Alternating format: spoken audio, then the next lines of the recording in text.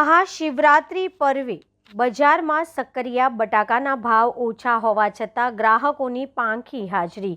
મહાશિવરાત્રિના પર્વને હવે ગણતરીના દિવસો બાકી છે, ત્યારે સામાન્ય રીતે બજારમાં જે ભીડ જોવા મળતી હોય છે તેના બદલે આ વર્ષે વેપારીઓમાં નિરાશા જોવા મળી રહી છે। શાકભાજીના વેપારીઓના જણાવ્યા અનુસાર ફરાળી શાકભાજીના ભાવ નિયંત્રણમાં હોવા છતાં ગ્રાહકોની ખરીદીમાં મોટો ઘટાડો જોવા મળી રહ્યો છે।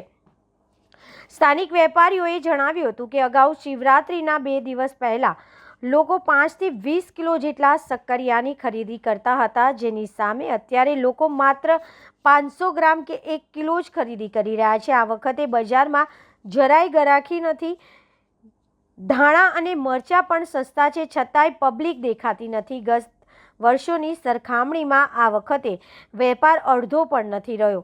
મોટા મંદિરોમાં પ્રસાદી રૂપે સક્કરિયા બટાકાનું શાક બનતું હોવાથી ત્યાં ઓછો જોવા મળી રહ્યો છે।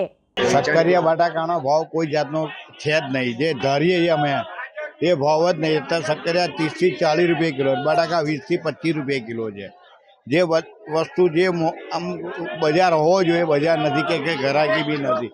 જે પહેલાં આમ લાગતું હતું કે આ બજાર પકડાતો હતો, હવે તો કોઈ એવું લાગતું નહીં, કોઈ શિવરાત્રી કરતા નહીં એવું લાગે છે। પ્રમાણમાં ઘરાકી કેવી છે એની ઘરાકી તો કોઈ જાતની અમને લાગતી જ નથી। એમાં એવું નહીં કે ચલો ભાઈ આટલા પહેલાં અમે ડબલ વેચતા હતા, તો એનાથી અડધો વેચતા થઈ ગયા।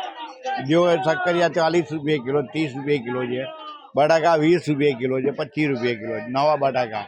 તમારે વેફર પાડ્યું એના માટે એના બી છે, ને બટાકાની સુક્કી બનાવી હોય તોય ચાલે। સુક્કી ગણતરીના દિવસો રહ્યા છે, એટલે ગણતરીના દિવસોમાં અત્યારે ભાવ હોય ને તો અમને બી મજા આવે, પબ્લિક બી ખાય। સસ્તું એટલે પબ્લિક કોઈ ખાવાવાળી લાગતી નહીં, મને તો એવું લાગે છે। મારું નામ કિરીટભાઈ પટેલ।